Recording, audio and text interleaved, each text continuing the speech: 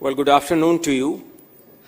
And it's only the presence of the foreign minister that immediately after a luncheon session, we still have a full hall and we have a very wide variety of interesting questions people have in mind. Thank you for agreeing. We are deeply honored, Foreign Minister, that this is the third Kautilya Economic Conclave. And one of the very abiding, continuing links has been your presence and has been the final session always, people which have greatly looked forward to this concluding session. Let me begin this conversation by asking you a slightly offbeat question, if I might. You decided to join the Indian Foreign Service. Perhaps I made the wrong choice, but whatever. I wouldn't say that. Whatever that might be. But you can say it, it's okay. What prompted you to join the Indian Foreign Service, considering the multiplicity of variety and other choices which you had? You mean join the government or within the government? Within the government, decide to join the Indian Foreign Service. I'd say, in a way, curiosity about the world. I actually studied international relations, which was a little bit unusual for most others. Most people had studied other subjects. So I already had a degree of involvement, intellectual involvement with the world. I also suppose, in a way, I grew up in a household where there was a lot of interest about the world. It was, in what you read, in the music you heard. At that time, not the friends you had, that came later. So it was already there in a way. And when you join the government, for those of you who are not familiar, you have a choice between taking a domestic stream or a international foreign policy stream, and I chose that. It was not something I was particularly conflicted on. I mean, it seemed fairly obvious to me. All right. Pursuing that same strain, you were greatly influenced by your father. It's understandable in multiple ways. Now, he was a person who had combined in a certain sense, the foresight of seeing how the world will evolve and how security considerations will increasingly play a more dominant role in shaping policies. In that sense, was that an important influence on you also, Minister? Partly because, fathers are dominant figures in everybody's life. But equally influential figures are mothers. My mother actually, whether it was my reading or particularly music, my mother studied music. She was very much influenced. Her life revolved around music. So I think I got the sort of the hard politics, strategy, the world history from my father. I got the world literature, music, world culture from my mother, and I guess some of it stuck. So there I am. All right. Coming to some of the more contemporary issues, you are just back, Minister, from after addressing, perhaps for the umpteenth time, the General Assembly of the United Nations. You have seen the United Nations evolve and yet not evolve. Seems to have been caught, as you rightly say, in a time warp. United Nations is perhaps the apex multilateral institution, but in general there has been a decline in multilateralism. How do you see the future of global cooperative framework with the great amount of reluctance and recalcitrance on the part of multilateral institutions, particularly the United Nations, to evolve? Well, since this is an economic conclave, let me give you a business-like answer. The UN, in a way, is like an old company, not entirely keeping up with the market, but occupying the space. And when it's behind times, in this world you have startups and innovation, so different people start doing their own things. Now, they would like to mainstream that into the market and see that the, sort of the principal players are in tune with these trends. But when they are not, I think countries, as companies do, start doing their own thing. So what you have today is, yes, there is a UN. At the end of the day, however suboptimal it is in functioning, it's still the only multilateral game in town. But when it doesn't step up on key issues, countries figure out their own ways of doing it. So if you look, for example, let's take the last 5 or 10 years. Probably the biggest thing which happened in our lives was COVID. Now, think about what did the UN do on COVID, and I think the answer is not very much. Now, you have 2 conflicts going on in the world today, 2 very serious conflicts. Where is the UN on them? Essentially a bystander.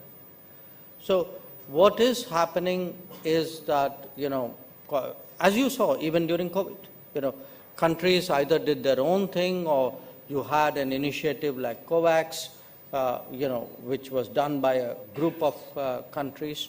When it comes to the big issues of the day, I think increasingly you find combinations of countries who come together and say, let's agree on this and let's go and do it. So you have, let us say, connectivity, and you have something like IMEC. So you have India, Middle Eastern countries, European countries, US doing their thing. You have, say, in the Indo-Pacific, how do you, look after the global commons? So you have the Quad, which does its own thing. You had even in climate action, you had the International Solar Alliance. You have the Coalition for Disaster Resilient Infrastructure, all bodies which came from outside the UN framework.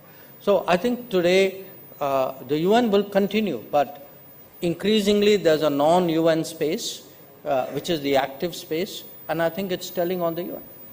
Well, I think that, you began your response to this question by mentioning that you will perhaps, since this is a Kautilya economic conclave, focus a bit on the economic aspects of it. Pursuing in that same strain, one of the very high points, which you yourself have mentioned, under the G20 presidency of India, was the arrangement which was agreed on for reforming the multilateral development banks.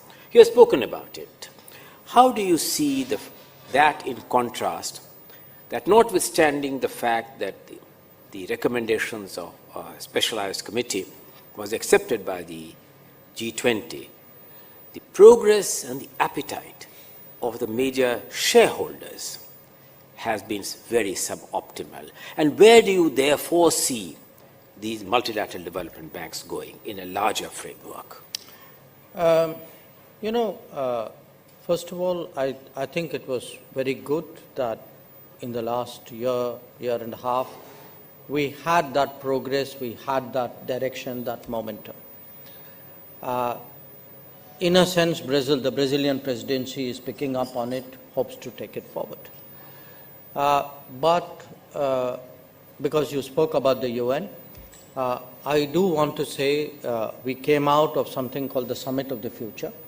It produced a document called the Pact of the Future, and what that entire exercise revealed was really a great sense of frustration in large parts of the world, whether actually their problems are getting heard, recognized, and are there solutions in the making. I think there's a general sense, people know by sort of gut instinct that these are where the solutions lie, and which a large part of it is the MDB reform. But again, here's the reality. The reality is that in global politics, there is, at the end of the day, limited bandwidth. There are one or two issues which suck up much of the oxygen. I think we've seen that now for 2.5 years in Ukraine and in the last year in the Middle East. So what is happening, when I met virtually all my G20 colleagues during the UNGA, and that kind of push which there should be, that kind of prioritization that there should be on MDB reform, I have to be honest, I didn't exactly get that sense. Instead, the focus, I think Middle East was the number one issue, Ukraine was the number two issue, even climate kind of dropped in the priority. In a very recent book for which you wrote a foreword on Prime Minister Modi's leadership of the South, and looking in the context of India's new role, the balancing role perhaps in the raging conflicts which exist, how do you see that you would maneuver and seek the kind of equilibrium and balance and recalibration for which the world has applauded you in providing leadership with the raging conflicts in Asia, raging conflicts in Europe, no end is seen? And how do you see going forward will be the compact of the global South, the India's intermediation role, and the leadership which it can give? I'm sort of dividing your proposition into two. One is what can we do in respect of the problem? And number two, what can we do for ourselves? So when it comes to the problems, I think it's fairly apparent that the levels of globalization have reached a point where it's very difficult for any serious issue to be contained locally or even regionally. So if you have a war in Ukraine, it doesn't stay in Central Europe or even in Europe or even in the West. If you have something in the Middle East, it doesn't stay in the Middle East. So if you look at, let us say, what's happening now and compare it to, 1973, of course, you had the oil issues, but 67 and 73, when there were conflicts in the Middle East, it was a much simpler, much more contained conflict than what we are seeing today. So the first issue is, what do you do if the entire world is going to get affected by big problems? Do you remain impassive? Do you say, okay, we'll wait for it to play out? Or do countries who can make a difference, or at least try to make a difference, do they step forward and try and do it? I would argue that today's day and age and the nature of globalization and the stakes involved and the impact that it has on the entire world, especially on the global South, those who can try to make a difference should try and do it. And to some extent, that's been the logic, the driving force, the thinking behind some of our activities, say, for example, in respect of Ukraine, which is in the last few months, you've actually had Prime Minister meet President Zelensky 3 times. This is in his 3rd term since June.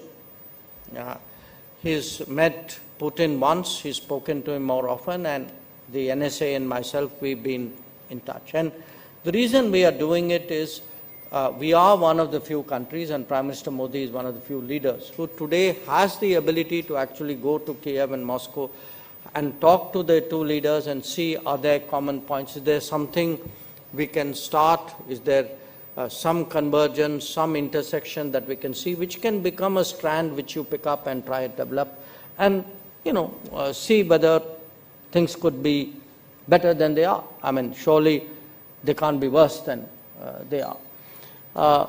Middle East is more tricky in a way because the conflict itself is, there are more parties, not all of them are formal. and not all of them acknowledge their role in what they're doing. But again, it's not that we have been uninvolved. I mean, at various times, we have played some role in, if nothing else, in communication between countries, some of whom for political, historical reasons don't communicate with each other. So there is that. So I would say, the reason, again, I connect it up with your Global South observation. The Global South is, because it is the Global South, feeling the pain much more of a global society and a global economy under stress. They would like somebody to do something about it. To the extent that you have a country like India which understands, which is coming in a sense from that family, which understands their concerns, is able to put it across, I think they're very happy about it. They do, clearly support a lot of our initiatives. It was very visible in the UN. From an Indian perspective, what do we get out of it?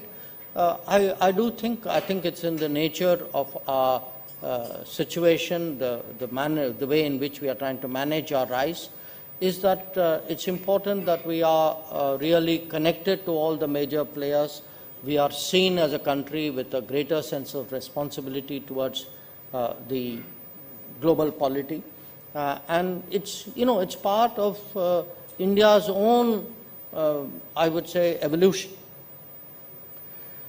Well, looking in a broader sense of the term, Minister, it is more often than not, it is said that in the typology of growth, perhaps the choices which were made by India in first emphasizing the primary sector, then moving on to the secondary and tertiary sector, it generally believed that the great moments when manufacturing could have been given higher priority.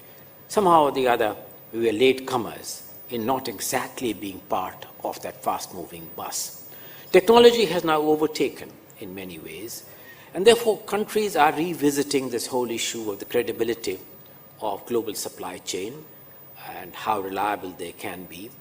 And so looking forward, how do you see this kind of a balance between, on the one hand, India trying to, so to say, for purposes of employment, catching the missed manufacturing bus with the onslaught of technology in a seamless way? Well, I think you put your finger on it, but I would actually perhaps broaden it out even more.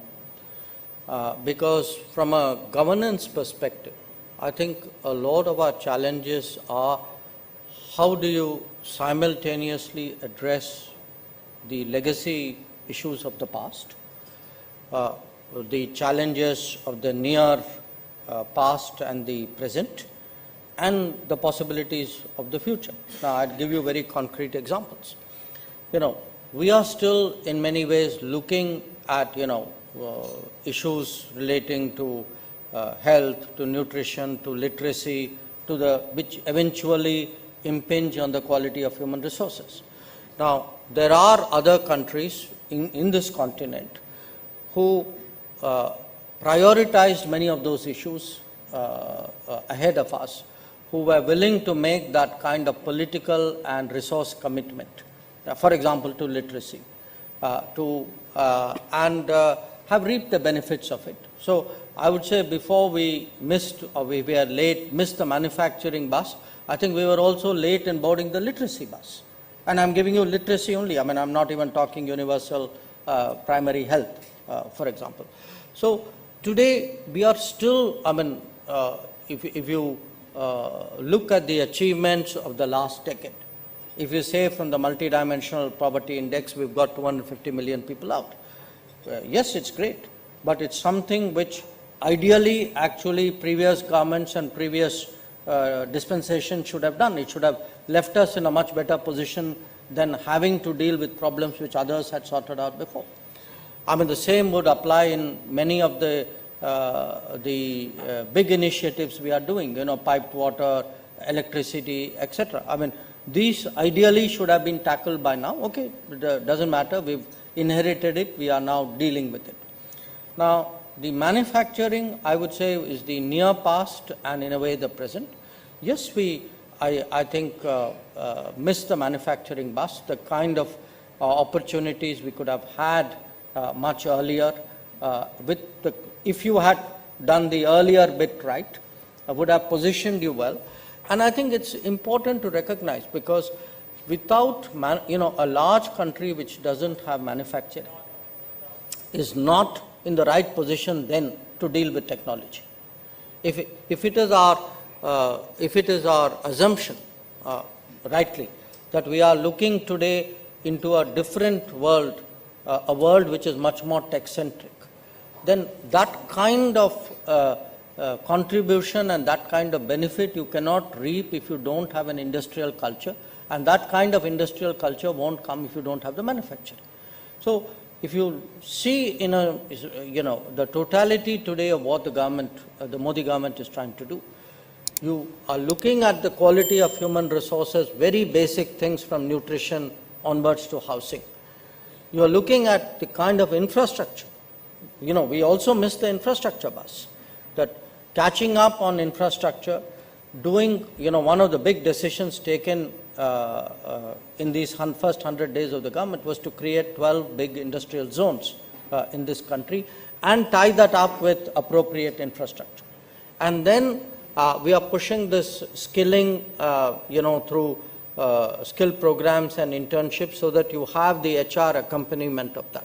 So you have to get the manufacturing, you have to get the HR, you've got to get the infrastructure, you've got to get the global capability centers and the joint ventures coming in, because all of this will add up to position you for the world that is coming. And the world that is coming, I think, is such a fundamental change that, at least, I know this is an economic conclave, but I would say, as someone in international relations, AI is probably going to be the most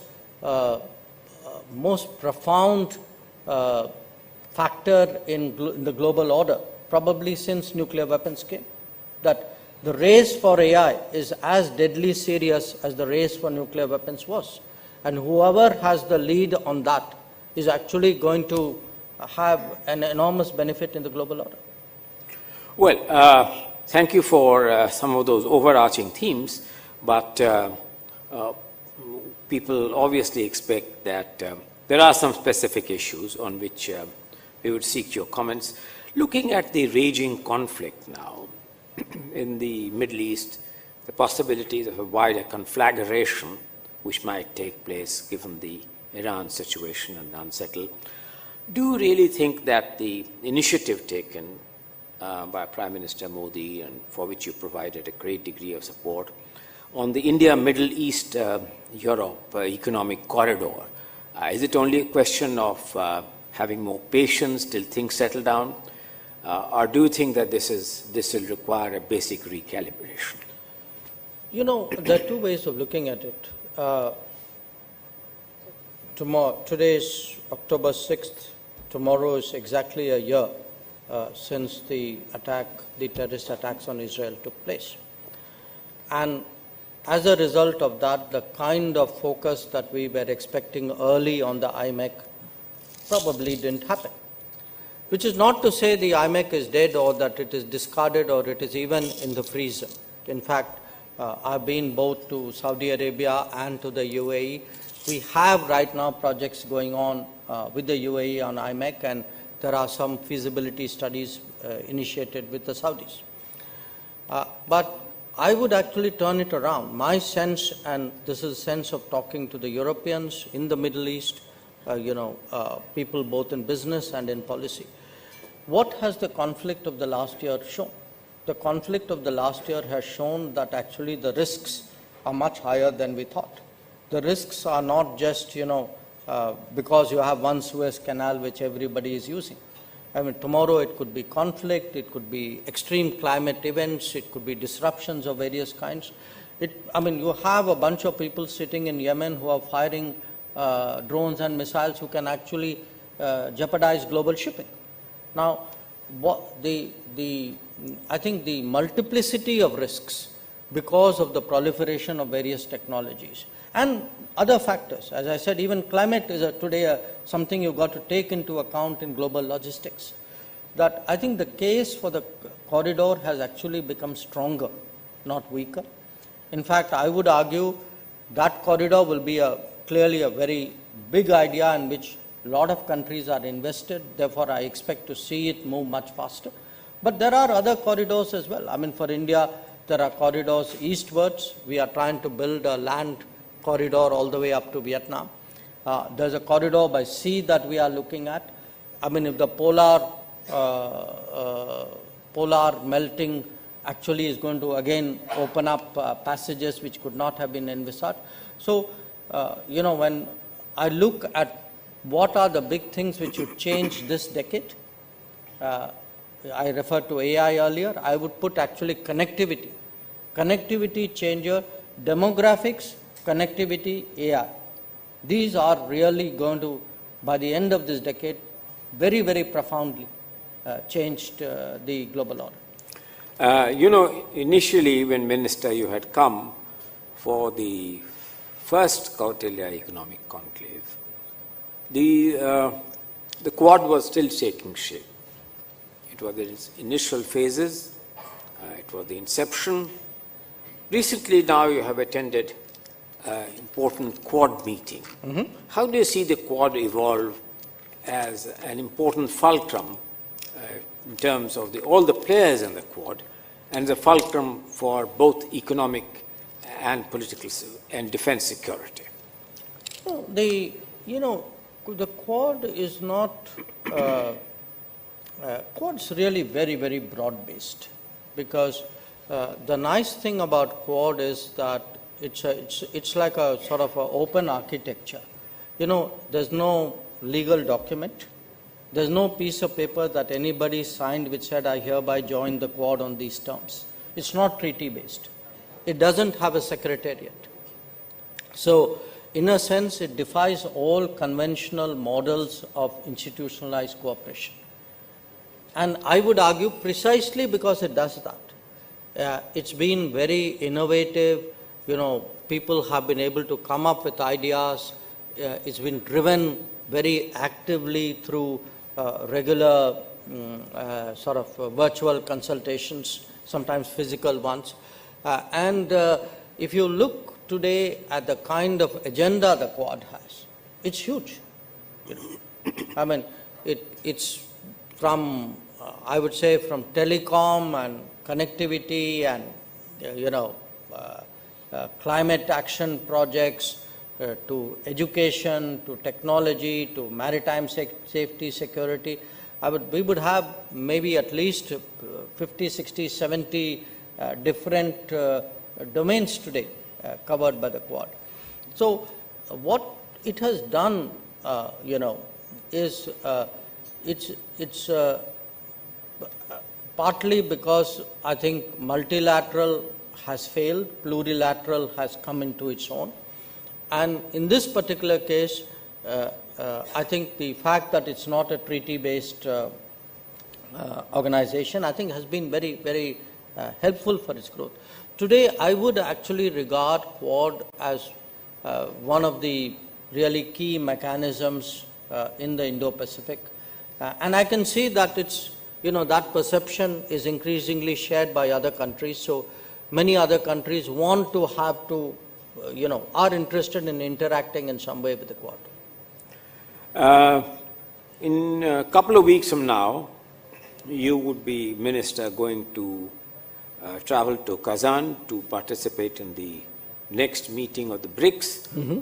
The BRICS has expanded and the room is increasingly becoming more crowded. Do you think that with the expansion of the BRICS, to which we supported the expansion of the BRICS also, it will still remain a meaningful kind of, at least a meaningful kind of a way in which you can have conversations, come to conclusions, and hopefully thereafter some policy which would be relevant? Yes, I think we do. I think it's a bit like, those of us who are members of clubs, it's very rare to be a member of a single club. A lot of us like to go to different clubs. Each club has its own special points. So I think the BRICS is a different combination. The membership is different. The atmosphere is different. The agenda is different. The Quad is different. Now, if we have the ability to go to more clubs, I would say that's good for us.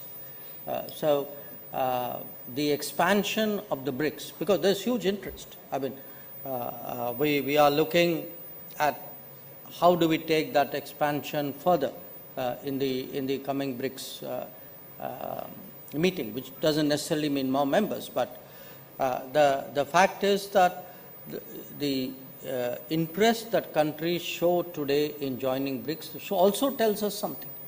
It tells us that many others today want multiple options. They want to have a larger spread in terms of their relationships.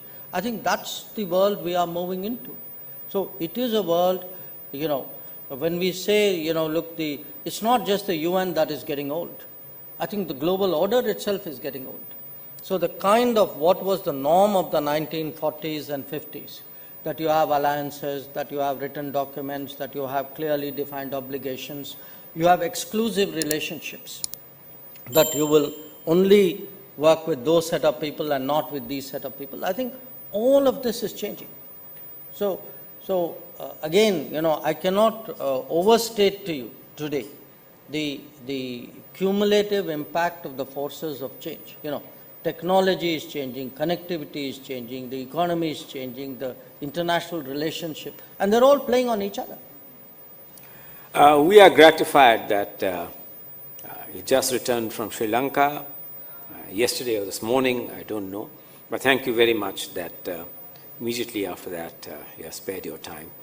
What do you see the Sri Lankan economy, considering the fact that it's a very important integral part of our entire framework of regional cooperation?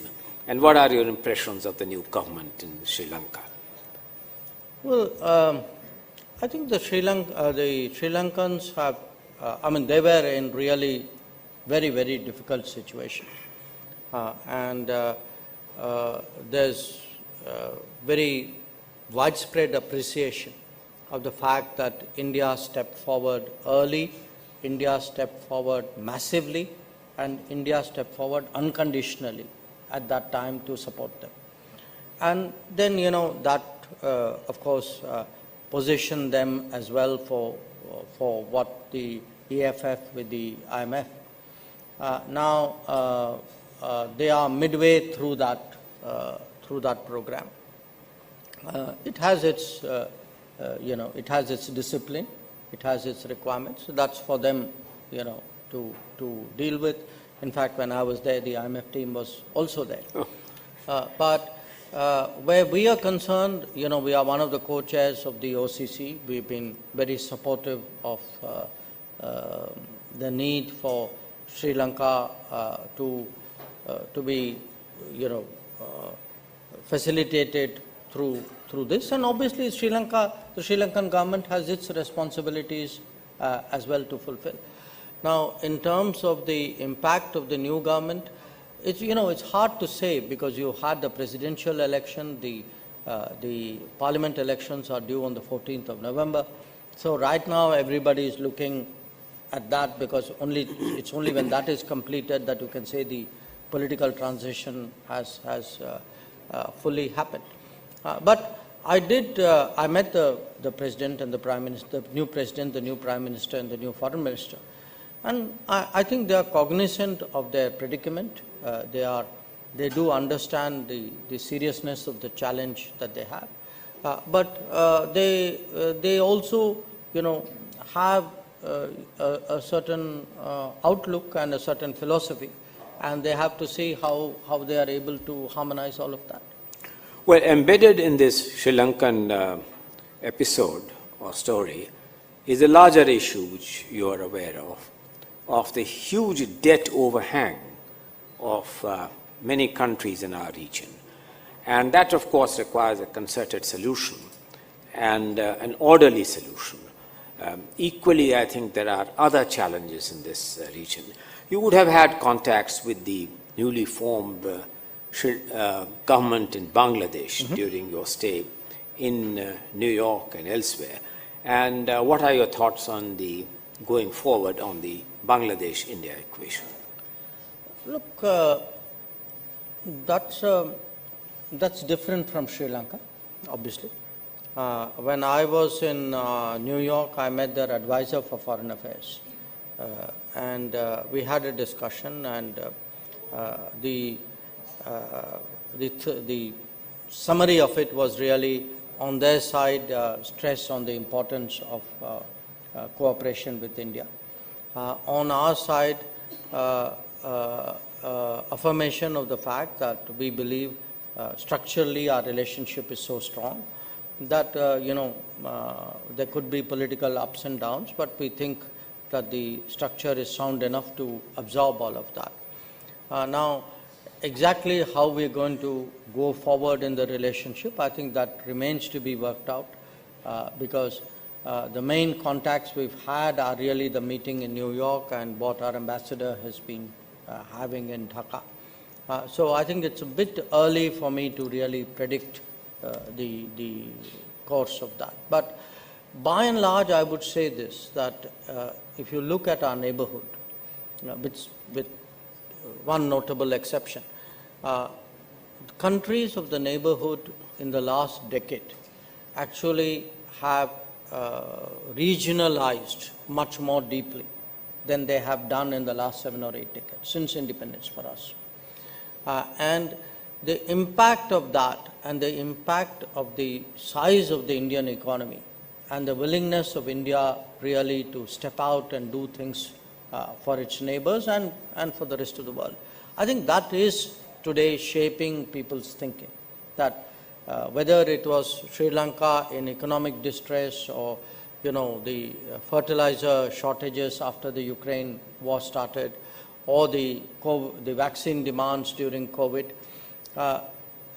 there is that broader regional sense, okay, there's an India, we can ask India, it's a country that is there for us.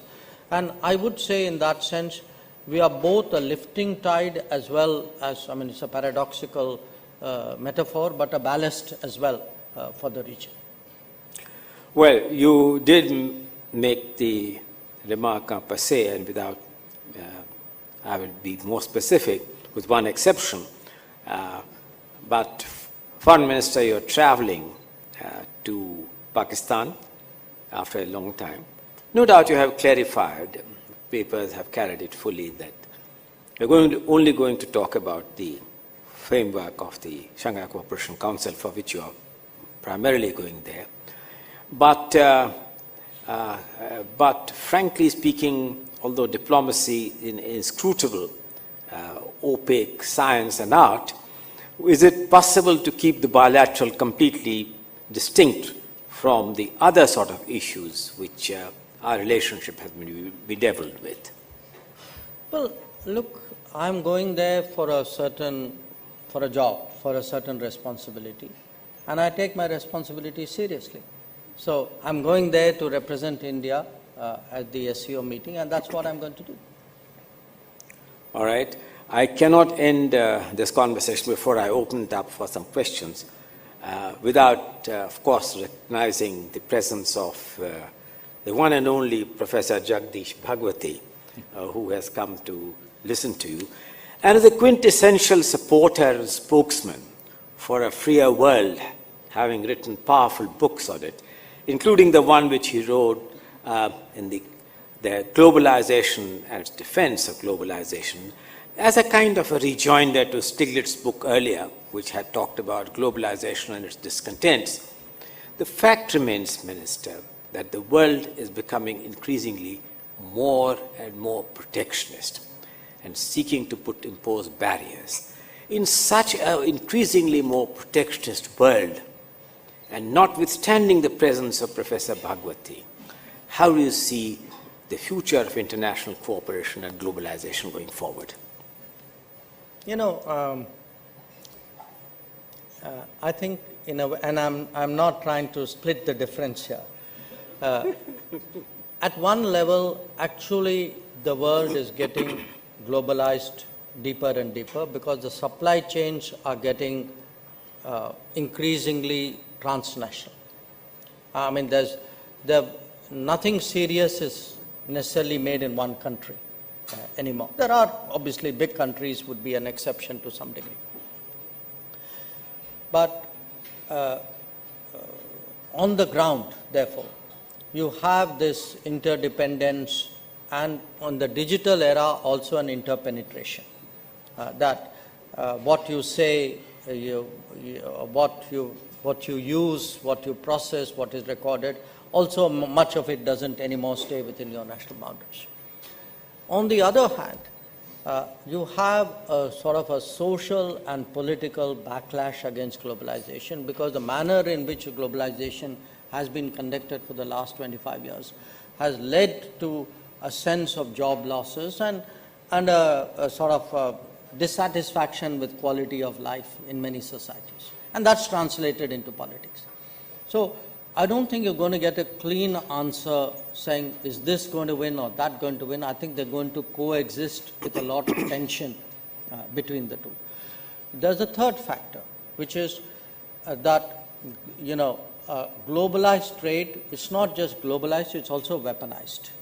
So when trade is weaponized and finance is weaponized, people will take defenses against that. So one reason for protectionism, or I would say at least supply chain cautions or trusted digital certifications would happen because there is an element today, national security has become a very pervasive filter through which economic transactions are now viewed. And the more economic transactions become technology transactions, the national security filter will only grow stronger. So I would argue that, let's look for efficiency, let's look for a sort of a smooth, well-functioning, well-oiled economic system. I think that era is behind us. People would compromise on economic efficiency for national security comfort, for privacy protection, and also in some cases they would rather keep the job at home. Because that loss of jobs is a very powerful narrative in many, many geographies. So you are going to get, in a sense, the realities of globalization are going to collide with the forces of protectionism or globalization caution or hedging, call it what you want. And I think that's going to be a big part, that is already a big part of international relations. And most of all, you can see it played out between the US and China. Well, Minister, with your permission, there are some questions, and if we can keep your questions very brief. Yes, Lord Nicholas Stern.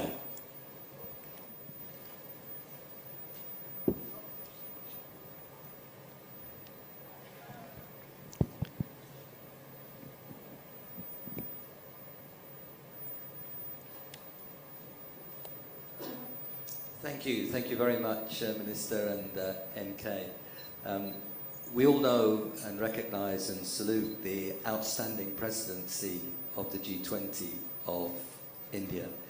And within that, the very important proposition from the NK Singh and Larry Summers group, which was commissioned by the finance minister. And that's a landmark, it's a strategy, it's a program.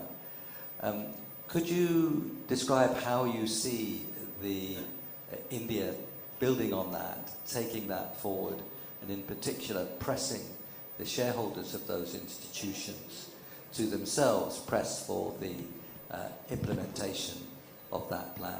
Because as we all know, the consequences for investment and sustainable investment around the world could be tremendous. In particular if they work well with the private sector. But could you explain how India plans really to take that great success forward and into implementation? I can take 2 or 3 at a go. All right. Professor Ann Kruger. Thank you. Thank you very much. And thank you, Mr. Minister, for an excellent talk. Very interesting and very encouraging about the way things are going and thinking about foreign policy. I was interested in your question about, or your response to NK's question about the international system and then the protectionism and all that, and agree with most of it. But I have a question beyond that. And that is, it has always struck me as strange that it was the big country in the world, namely the United States, that led the move after the Second World War for an open multilateral trading system subject to the rule of law. And the rule of law, of course, is to protect, helps it when it's enforced to the protection not of the biggest, because they could be bullies, but everybody else. But now that things aren't going well, as they should, as you would like them to, what's happening is that everybody's saying this is terrible. Everybody's saying that my country, the United States, has made some mistakes, which I think it has. But meanwhile, other countries are individually fighting and individually protecting themselves. And I cannot quite understand why a country such as India could not take leadership in uniting all of the rest of the world in saying, look, we want to keep open. We want to keep the rule of law. Yes, there are a few things that are needed for national security, but not everything. And right now, at least in my country, every protectionist in the whole country is running and using national defense as an excuse. And I think that some kind of multilateral move on the part of almost everybody, let us call it the world -2, could really make a difference in this, and that it's a ripe thing for India, which has been a leader right along internationally, to seize the leadership and to articulate the benefits to everybody of this. And right now is a perfect time, I think, because we already have the epidemic. That was shown to be worldwide and to be something we cannot individually solve. We already have other things, the climate issues, which cannot be solved on an individual basis. Why do we not get a coalition, instead of everybody fighting and running in their own corner to defend it, to move together and coalesce, maybe ignoring the two big bullies in the room? I think that. I'll take one more. Yeah, all right. Yes, please.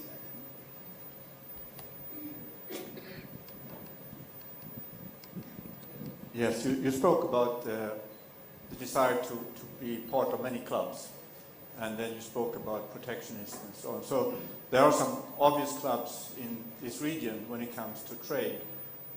What is your view of the potential of joining those clubs?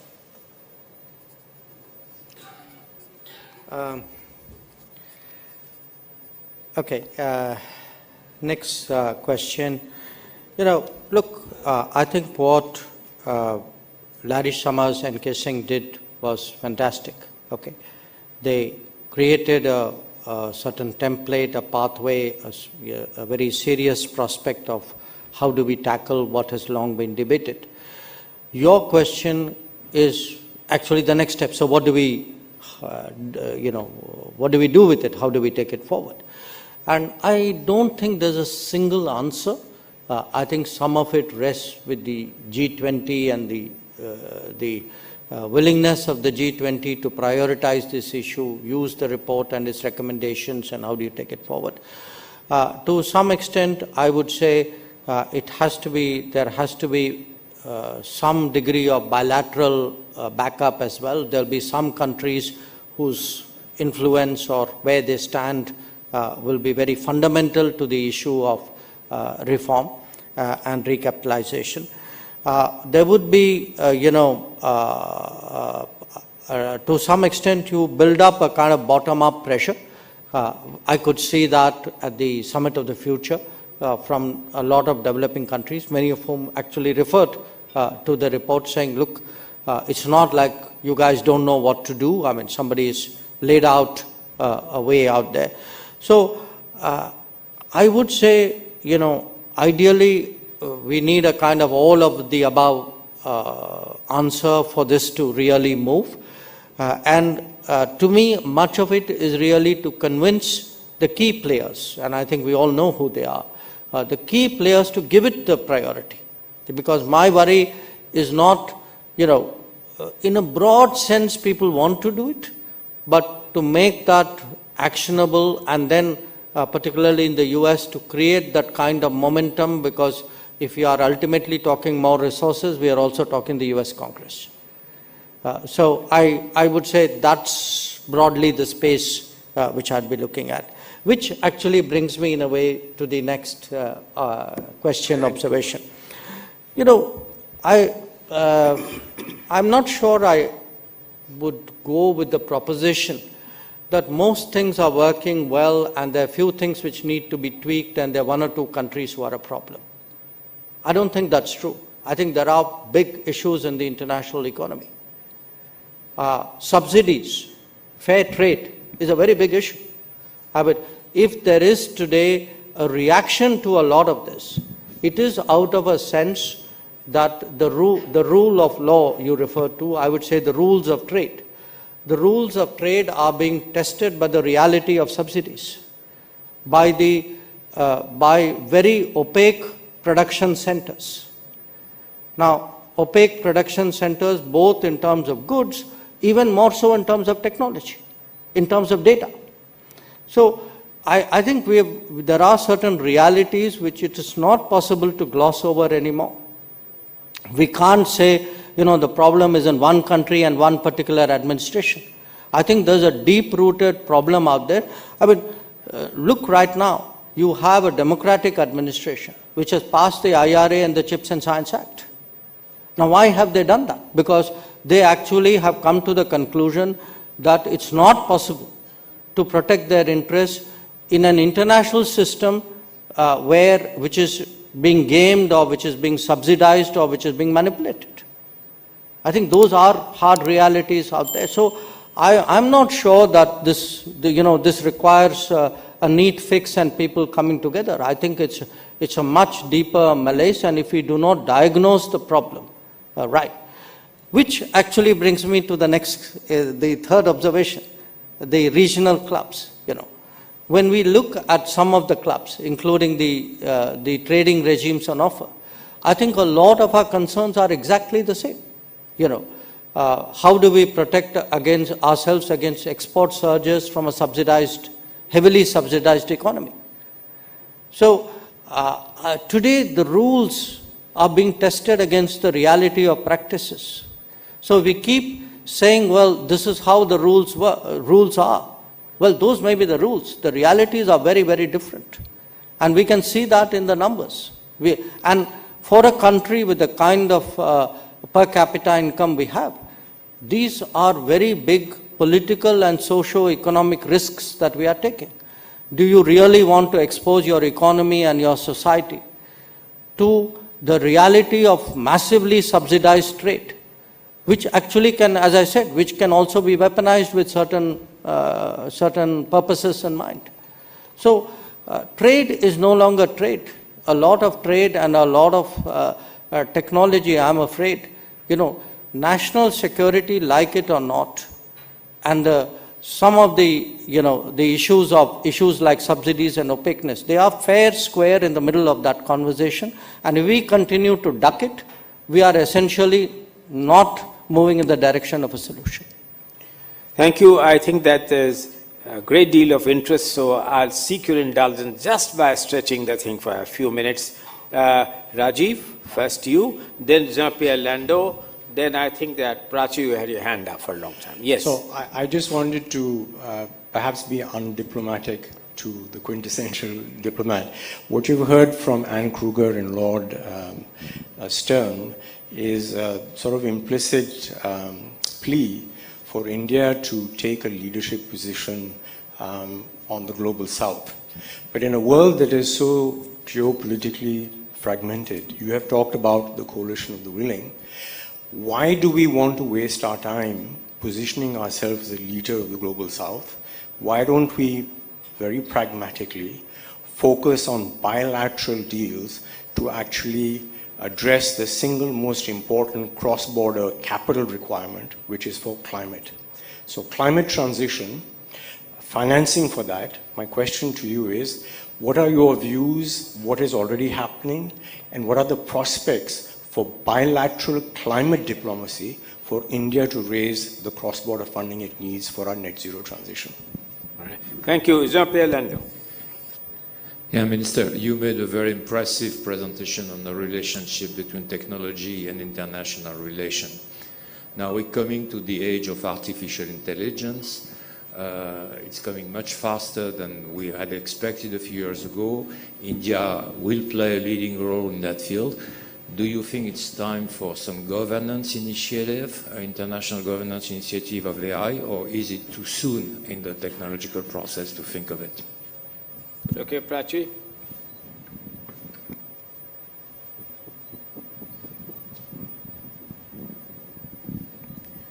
Minister, I was really struck by something you said that, despite all these, discussions about fragmentation, deglobalization, globalization, the fact is that we are becoming very local because things spread in almost, there's such strong spillovers.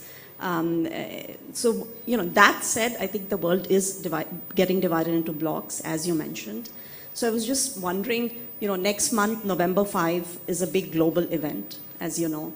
And, if Trump gets elected, which is, equally likely than not, how are we thinking about it? And do we, is it going to be more black and white relative to what it is now?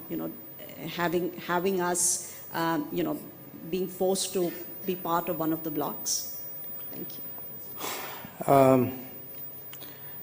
Rajiv, look, I don't think being part of the global south is a waste of time. I'll tell you why. Because that very interdependence that we recognize in so many other spheres, after all, it does apply more than anything else to climate. When we say if something terrible happens somewhere, its effects are felt elsewhere.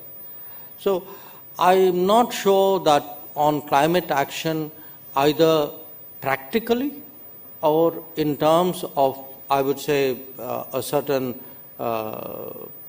outlook and a certain solidarity which has come over a period of years, it makes sense to say, well, I'm in this game all by myself and I'll cut the best deals I can.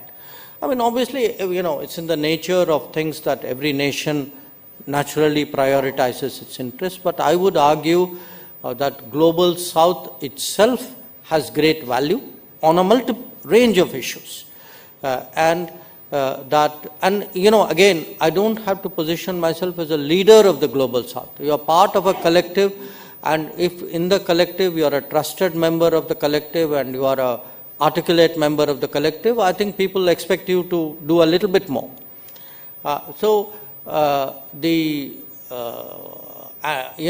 Again, I'm not entirely sure that some of the answers can be found bilaterally.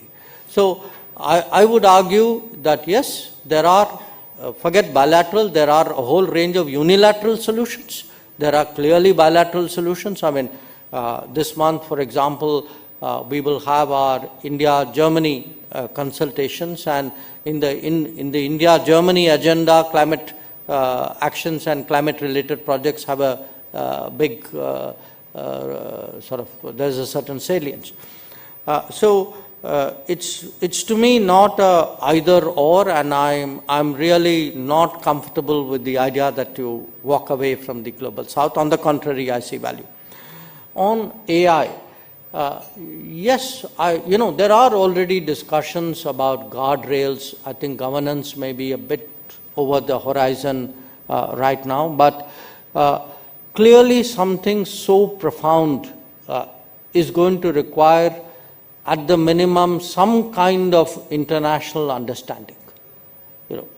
So after all, every big change, game-changing event in human history, eventually, once you have an international order which is able to communicate with each other and you have organizations, there is an attempt made to find some kind of common do's and don'ts, especially don'ts.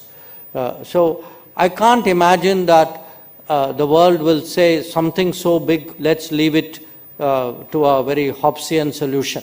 I think there would be a inclination to find at least a minimum kind of landing ground on that. On the issue, look, again, yes, there is the paradox that even as conversations and actually policies and realities about countries strengthening their national capabilities has grown. And IRA and Chips and Science Act are two very prime examples of it. There are still, these are not without the global supply chains. So what you're going to have is, in a way, a very interesting division. Parts of the global economy or the global supply chain are going to get a certain layer of comfort or trust or reliability on it. It may not matter to you very much where a glass may come from, but it may matter to you very much where your phone or your computer